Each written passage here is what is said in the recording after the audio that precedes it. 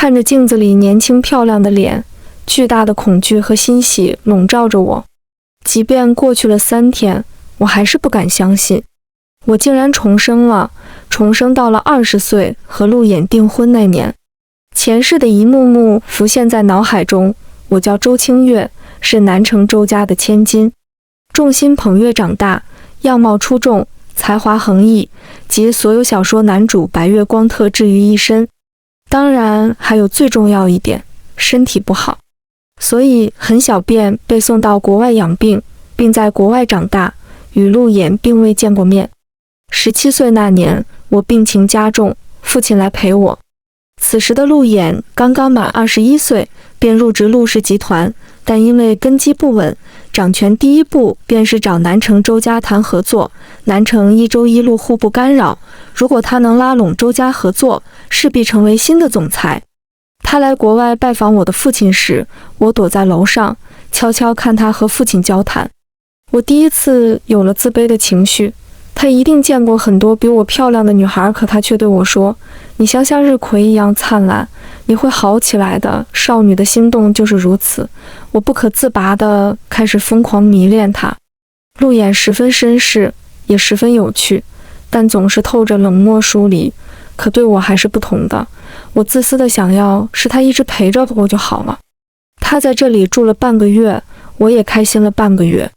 20岁那年，我回国去拜访陆家，陆母问我喜不喜欢陆家，我笑着点头。订婚2字还未出口，便被陆衍打断。妈，您不是一直很想有个女儿吗？小姑娘还小，以后还要嫁人的，我更喜欢她了，真好，处处为我着想。21岁那年，我提前毕业，与她确认不算关系的关系。22岁那年和他订婚，我深知家族责任，也憧憬和他的爱情美满。可他却给我当头一棒。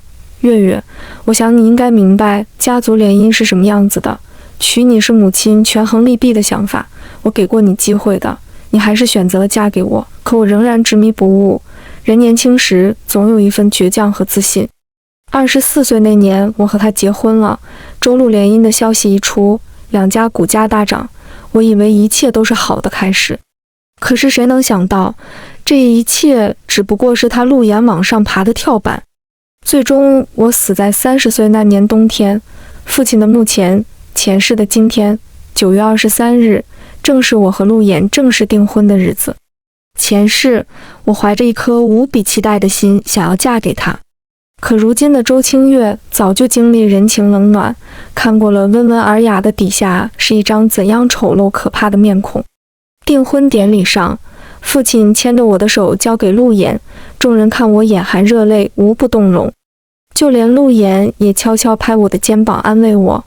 可没人知道，我是在欣喜，父亲这时还没有生病，头发也没有花白。前世我结婚不久后，父亲心脏病突发，之后身体一直在走下坡路，终于在我30岁周家被收购那年撒手人寰。如今父亲健在，我竟不知上天是给我开了个玩笑后安慰我，还是在惩罚我，让我每一天都备受前世记忆的折磨。仪式完成后，陆衍很快就回国内工作了，而我要继续学业。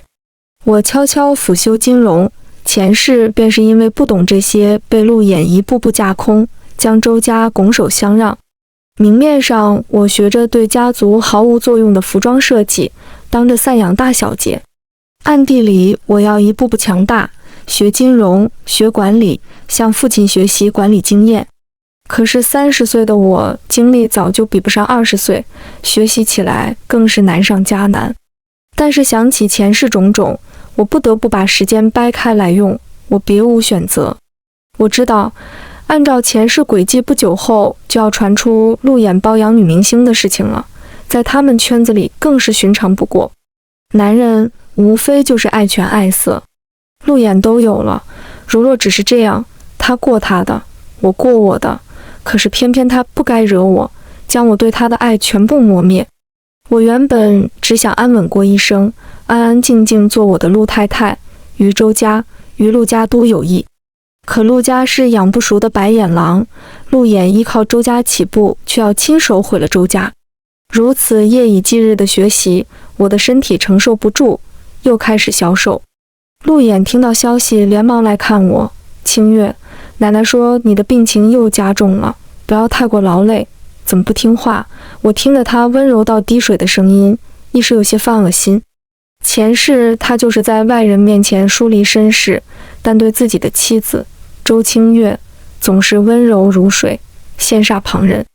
事实上，他对我才是最不在意那一个。韩英发给我的视频里，他总是十分热情，像极了如胶似漆的情侣。我们不过只是家族联姻而已，不必如此装腔作势，装作爱我，让我爱他至深，却亲手推我入深渊。陆衍，如今你让我看过之后，如何信你？陆先生，我们只是家族联姻，你没有必要如此待我，不远万里赶来看吗？我一反常态拉开距离，陆衍也并不在意。你看，生病都烧糊涂了。清月，我这1个月都陪着你，你想去哪玩就去哪玩。那你的女朋友呢？不陪了。我突然想起一个朋友发给我他搂着女明星的照片，都是逢场作戏而已。清月，我的未婚妻是你。陆衍看着我的眼睛十分真诚，我差一点就行了。不过我可不是傻白甜周清月了。好吧，我想去海岛，我学聪明了，也不在意了。前世陆衍包养小明星，一个接一个，业内对他风评很好，无非就是跟过他的女人资源都不错。我起初很生气，几度给那些女人施压，可是怪他们做什么？如果陆衍不给他们机会，他们怎么可能爬上他的床？母亲劝我大度，我和他是家族联姻，相敬如宾就好，我们可以各玩各的。可是那时的我只爱他，家族教养让我不得不留在国外等着做新娘。母亲和我说，最终和陆衍结婚的，坐上陆太太那个位置的只能是我，我就一忍再忍，一遍遍告诉自己，男人都是这样，男人都是这样。韩英就是这时候认识陆衍的。南城人人都知陆少养了只金丝雀，捧在手里怕摔了，含在嘴里怕化了。陆衍待他极好，好到我开始嫉妒。我迫不及待回国，在他面前刷存在感，却不料收到了陆衍的警告。清月，你该懂事的，看陆衍多爱他呀，都舍不得把自己有未婚妻的事告诉他。现在陆衍应该还没有认识韩英，我想这段时间在海岛，他应该不会有机会认识他。我想试试看，我能不能改变人生轨迹。可是命运好像就是一个圈，他们又相遇了。我在海边晒太阳，陆衍去帮我买饮料，去了好久不回来。我转头看到他和一个女人聊天，身材高挑，齐耳短发，隔得很远看不清样貌，但是是韩英没错。重生以来，日日折磨我的不仅是父亲的病，家族企业没落，还有韩英的脸。我笑笑，缘分真是妙啊，你俩天生一对，我果然是男女主爱情脚本里的炮灰，我的出现会使他们的爱更坚定。你可能会觉得，既然这样，我为什么要拆散他们，取消婚约不就好了？一切不就不会发生了吗？呵呵，可是不愿意取消婚约的是陆衍呀。没有周家助力，他怎么爬上陆氏掌权人的位子？陆衍，我渴了，我大声冲他们喊。韩英听见我的声音走了，手里拿着陆衍买的饮料。陆衍快步走过来，清月，怎么不早点喊我？那个妹妹问我路，我不好意思拒绝，真会找借口，还怪我了。刚看到你呀。陆衍，你赶快回国处理公司的事情吧。我想一个人散散心。陆衍似乎有点紧张，怎么了？月月，是我哪做的不好吗？你不想我陪着你？影帝级别的演技，不是，是我觉得太耽误你了。爸爸说公司大权你还不稳，让我不要缠着你。陆衍摸摸我的头，清月，没有什么比你重要。我伏在他的肩头做哽咽。陆衍，你对我真好。不久后，陆衍回国。我立马结束假期，回学校上课。1年后，陆衍继承陆氏集团，期间我们只见了1次面。国内的朋友告诉我，路演包养了韩英，一个凭借小成本网剧小火了一把的清纯美女。月月，你知道不？咱们圈里人都说韩英是他的金丝雀呢，我也看见了，他天天围着那个女人转，也就你傻傻在国外等，看来和前世一样，人生大致轨迹不会变化太多。虽然他们相遇的地方变了，但是在一起的事情不可避免。既然这一条路走不通，条条大路通罗马，我换一条就是了。这次，即便我改变不了轨迹，路演、韩英也不能阻挡我成为爽文大女主的路。可就在我即将修满学分毕业的时候，父亲病了，比前世整整提前了3年。我穿着学士服就跑到了医院，还在手术中。哥哥在一旁扶着妈妈，我突然想起前世父亲去世时母亲单薄的身影。明明我都在努力改变了，为什么还会这样？我不想这一切重演。之前爸爸生病是因为急火攻心被路演气的，如今是怎么了呢？难道因为我的重生，所有人的轨迹都发生了变化？最终父亲被迫在疗养院休息了1个月，居家休养。哥哥接任周氏集团，一切都来得太突然了。期间路演来过一次，他的事业可谓是如日中天，人人都是说他的金丝雀望他，未免太可笑。没有周家帮忙，哪来的陆氏最年轻掌门人？凭他自己还要等上许多年，说不定还会被陆家那一帮人啃得骨头渣都不剩。我看着路演，觉得他的笑藏着得意，但是偏偏又在那安慰我。他居然在这个时候提出结婚。清月，我也不想这么早的，是奶奶对你太满意了，想让我早点定下来。咱们结婚后，我一定对你更好，也不会限制你的自由，你不必像其他人的妻子一样在家相夫教子。周家的企业，我也可以帮衬一二，周陆2家联姻，对周家百利无一害。和我结婚吧。月月路演说的无比诚恳，像是一切都在为我考虑。我好像别无选择，我不得不答应路演的求婚。父亲一病，集团内部更是大乱，哥哥大权不稳，我们只能和陆家合作，解决燃眉之急。哥哥的话还在耳畔回响，月月，父亲是因为公司出了内鬼才突发心脏病的，我们原本胜券在握的合同被人抢了先，股价下跌。内鬼？对了，我怎么把这个人给忘了？父亲的助理之一刘金，前世他暗中串通路演的子公司，在周氏集团的背上狠狠踩了一脚，不过最终被我送进了监狱。会是他吗？这也提前了，看来该见见这位故人了。我派人把准备登记跑路的刘金请了回来。刘金战战兢兢看着我，一点也没有前世的嚣张，真无趣啊。刘柱，这么着急是要去哪呀？我凑近他轻声说，有任务啊。没，周小姐，我老婆孩子在度假，我去陪他们。啊，谁给你批的假？我在家休养的父亲还是忙得焦头烂额的哥哥。你出卖公司的证据可在这 U 盘里呢？让我想想，这里边有什么来着？你和陆家的通话记录，伪造的企划书。我还没说完，刘金就跪下来了，求您周小姐，放过我只是一时鬼迷心窍，我不是要害老董事长的。都是陆家人，他们威胁我要把我赌博的事告诉我妻子，他们承诺我干完这些，帮我把债还了，求您，周小姐，求您网开一面，原来这次真是陆家，哪有什么 U 盘，只不过是我诈他的，但这事确实是前世刘金干的，我在赌，是不是这件事提前？看来我想的没错，只是刘金可真不是个好东西，父亲对他可不薄，赌博、泄密，这些可都够他吃牢饭了。要我网开一面？好啊，你帮我个忙呗，帮我咱们就一笔勾销。刘金这会儿顾不上其他了，比起吃牢饭，他更愿意听我的。看来陆演的野心可真不小，这么早就开始谋划周家了。这2年，陆演和韩英的感情已经这么深了吗？哦，对了，陆演应该还以为我不知道韩英的存在。1周后，我邀请路演来国外陪我试婚纱。路演，这件怎么样？这件呢？我想穿粉色，前世的场景历历在目，也是这家店。父亲为我找了最知名的设计师，量身设计了20套婚纱，任我挑选。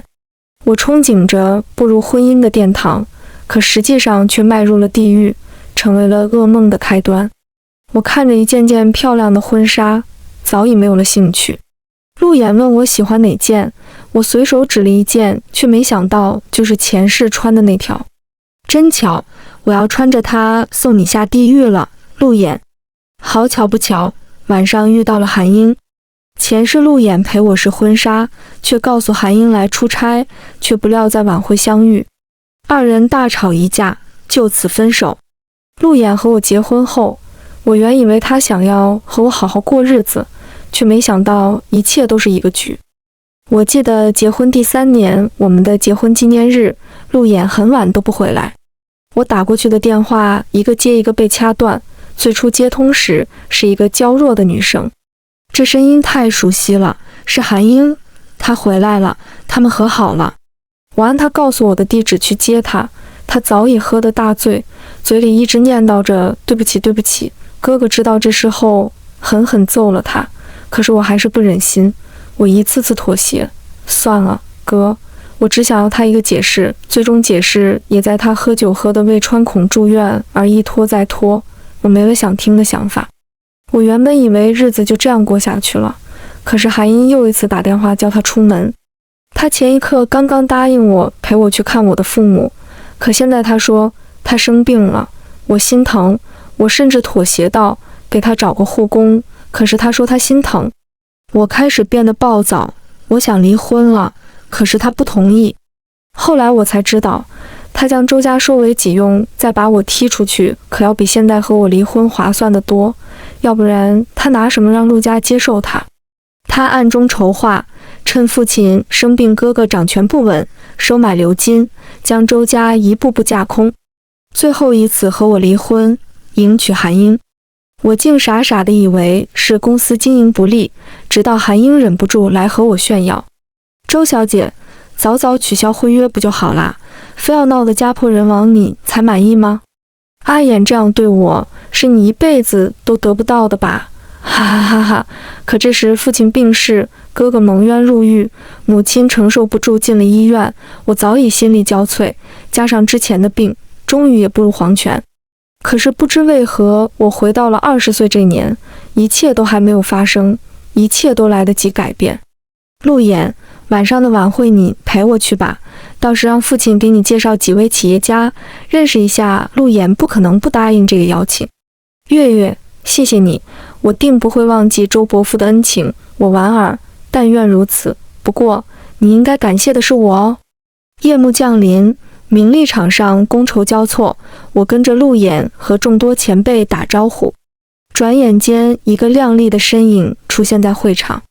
快看，那是新晋小花韩英吧 ？A 家珠宝的全球代言人诶，切就她，还想爬到我们的圈子，可笑，各家千金叽叽喳喳，褒贬不一。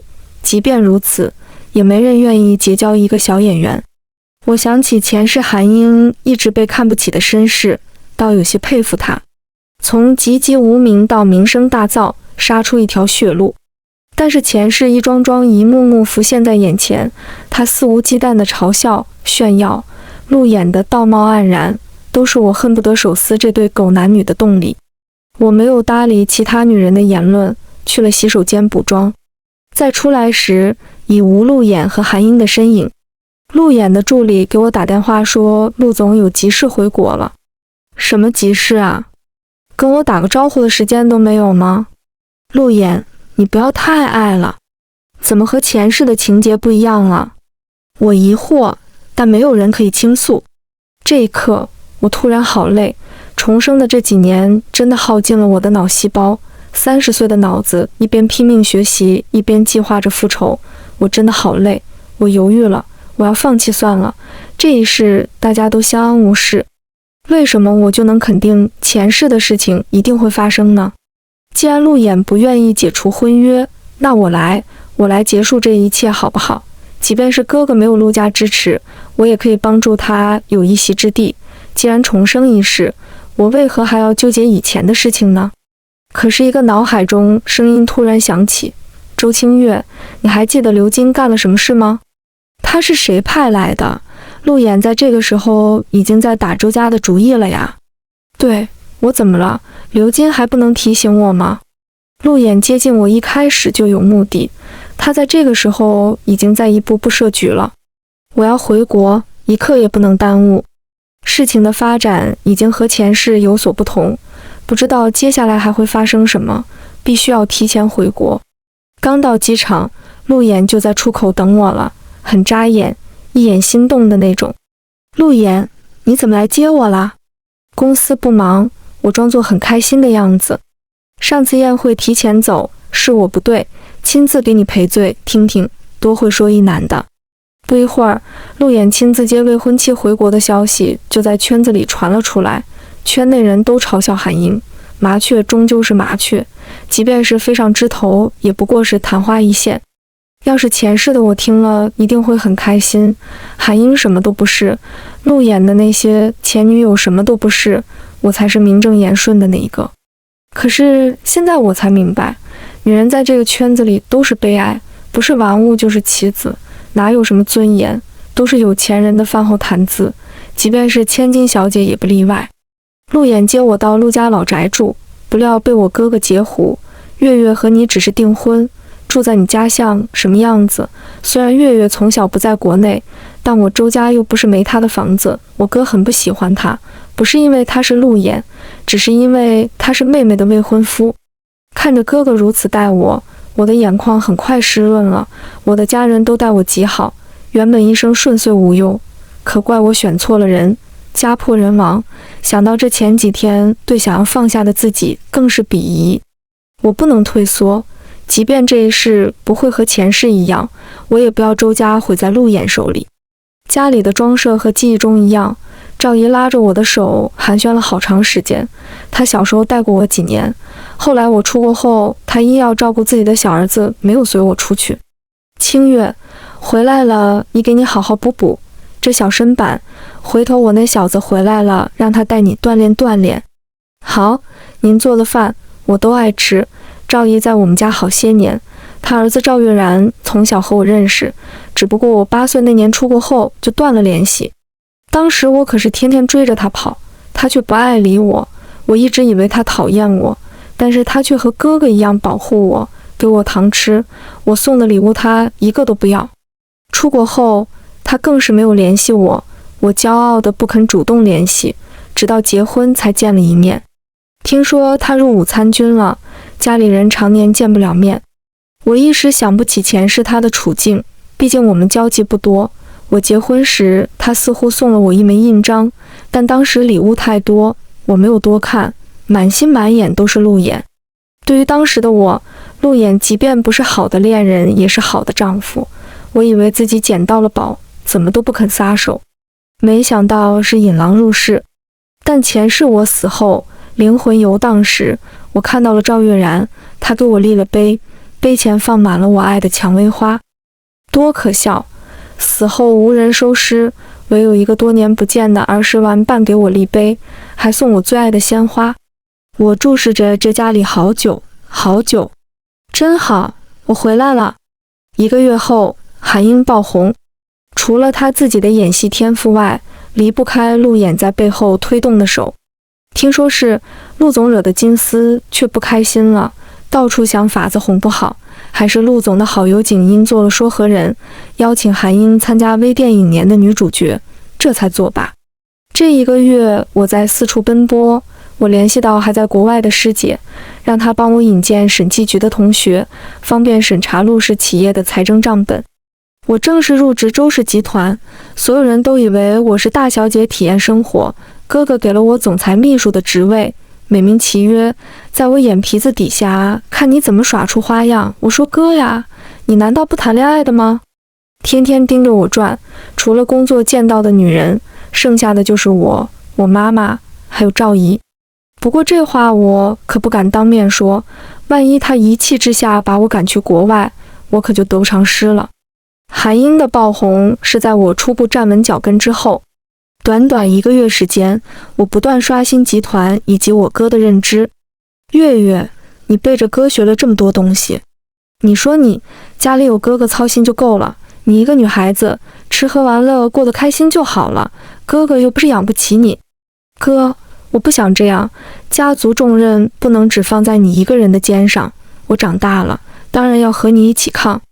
再说了，我不给你分担，你哪有时间给我找嫂子啊？我说着有些哽咽，哥哥，这一辈子你一定要过得很好很好。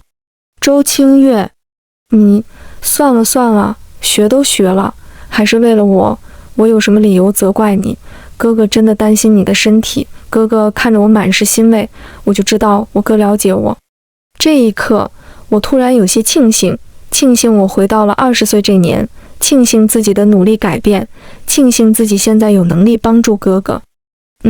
事情发展到这里，一般情节应该是陆演发现我的转变，然后剧情开始反转，陆演转而喜欢我，觉得我和一般世家千金不一样。错了，陆演爱韩英，他前世都能为了韩英把整个周家作为聘礼，难道仅仅是因为看我不爽吗？他很爱她，但是他知道陆家不可能娶一个对家族毫无帮助的女人，所以他一步步变强大，把周家合并，这样他的地位无可撼动，迎娶韩英自然没有人敢拦。可是我做错了什么呢？凭什么要我整个家族企业为他们的爱情献祭？可我现在做出的成绩只是小水花，我要获得董事会的认可还远远不够。董事会的老古董认为我是空有学历的花瓶，可是他们呢？前世被耍的还不够吗？我从总裁秘书转到部门经理，用了3个月的时间。一大原因是公司新产品需要新的代言人，而原来的经理找了好几个都被设计师拒否了，说是配不上他的设计，大牌设计师一般口味刁钻，很难应付。所以这烫手山芋就来了我的手上。我大学专业就是设计，金融只是我辅修之一，所以我和巨聊得格外成功。他十分欣赏我的能力，甚至要我做他的接班人，我一时失神。我都多久没有得到过认可了呢？和陆演结婚后，我整日围着他转，自己的事业全部放到一边，再没有拿起笔。可现在仅仅是第一次见面的设计师都能给我如此高的评价。周清月，前世一手好牌被你打得稀烂。最终的代言人，我找到了我的发小刘念，大明星。刘念，当今最火小花，最难请的代言人，被我一个包骗到手了。说起韩英，他大骂我窝囊，你的脑子呢？自己的男人都快成别人老公了，所有人都知道我爱陆演，只有陆演不知道。我告诉刘念，念，我做了一个很可怕的梦，喜欢陆演会毁了我的，我决定从现在起不喜欢他了。刘念看着我不发一语，他知道我做的决定都是经过深思熟虑的。我就知道娱乐圈帅哥一大堆，姐给你介绍，刘念这边签合约的消息一出，韩英也被陆氏旗下的子品牌签约了。广告一出，双方吵得不可开交。刘念因为我的原因一直不喜欢韩英，而倔也和对方设计师理念不合，互相嫌弃，网友也是一边倒。可是就在这时，井号韩英压榨员工，井号韩英没礼貌的词条冲上热搜，网上骂声一片，韩英不敢出门，陆演更是给他找了新的住处，这些一切都在我的计划之内。韩英压榨员工是真事，我只不过是把他搬上了屏幕。他好胜心强，自然也看不上刘念，为了碾压刘念的广告，他事事要求完美，一条一条的拍，次次不满意，所有人跟着他赶通宵，他因为不满意大发脾气，惹得所有人不满。可员工又不敢惹他，自己上司的情人，一个不开心就能把自己炒了。所以有人把视频放到了网上，在此之前问过我，因为周陆两家一荣俱荣，一损俱损。但是我不在意，我在意的是陆演会不会因此被拉下去。我没有等到陆演被丑闻缠身的消息，而是等来了韩英的邀约。他约我在公司楼下咖啡厅，人来人往的，生怕别人看不着我们，这样的小心思我又怎么会看不出来？我悄悄拿出录音笔，等着他发言。周小姐，对不起，我错了，我不应该和陆先生在一起，破坏你们的感情，求求你放我一条生路吧。他二话不说就跪下。此时闪光灯纷纷亮起，我想照片上一定是我笑得张扬，他楚楚可怜地跪在我的脚边，如果此时再加上路演就更完美了。韩小姐，这是做什么？你压榨员工，长官助理的视频可不是我发出去了，我为什么要破坏陆家的事情呢？你也知道，我们联姻自然是不能做出这种事的，自己做的就要自己承认啊。韩英不管不顾扑上来，势必要让网友的声音淹死我。可是他错了，我只是在想怎样优雅地走出去。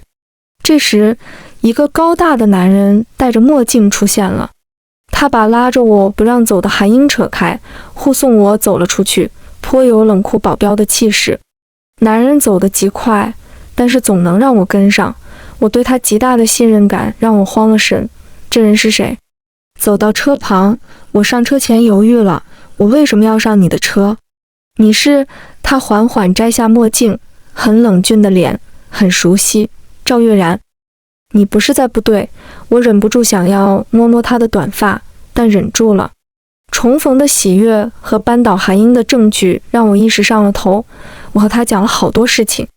他认真开着车，偶尔回我几句，很认真。他说他攒了好久的假期，这次回来半年。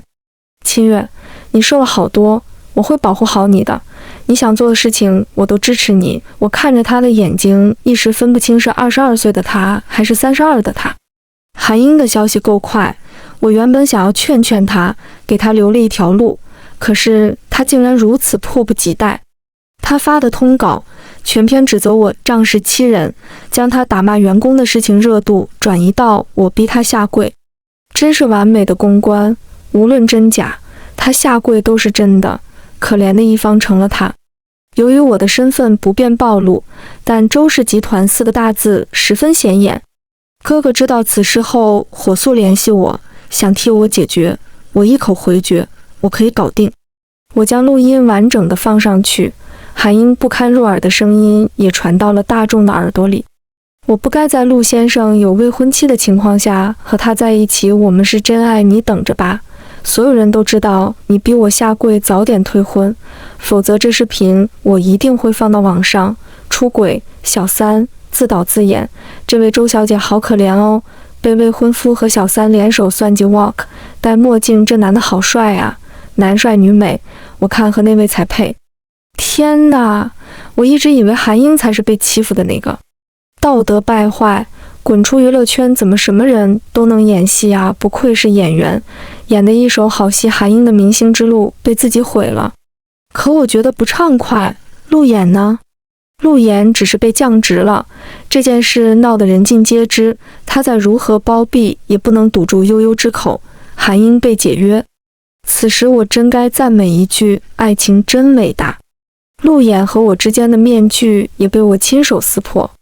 刘金的消息也在这时传给我，他还在一步步算计着周氏，现在已经逐步收购股份了。看来我得加快了。面对陆氏的行为，董事会对是否与陆氏继续合作进行讨论，轻易撤资搞不好会造成我们的损失。我提出与互联网公司合作，5年后互联网加风靡世界，我要在这时抓住风口。最终我力排众议，加上这几年的知识以及前世的记忆，我成功说服众人偷懒几家公司。不出意外，效果很好，一经上市，大获全胜。周氏与陆氏解约，我们的婚约也宣布取消。陆演因为这些被撤职，陆家其他子弟再度相争，无论是谁坐上那个位置，都不是陆演了。你以为这就完了？刘金给我的资料以及审计的公司财政检查，我们掌握了全面的证据。陆演最终因挪动公款、偷税漏税、私下受贿、行贿等接受检查入狱。我突然想起，上一世陆演是什么结局呢？好像也是在我死后不久被检举入狱。是谁呢？记不清了，那时的我灵魂逐渐消亡，再也看不清了。短短几个月，陆氏换主，周氏集团股价翻倍，我也因此上任国外分公司的总裁，一边工作一边陪父母。我想，这是我当时最不敢想的结局了。父母健在，哥哥幸福，我也事业有成。赵月然半年假期结束要归队了，我很开心，这段时间他能一直陪着我，给我力量。久别重逢的喜悦还未散去，就要迎来离别，但幸好我有很多时间可以做很多事。但这一世，我想我会一直孤单了。当我转身看到办公桌上的信封，只有一行字：你不会一直孤单，蔷薇花会永远为你盛开。落款：赵月然。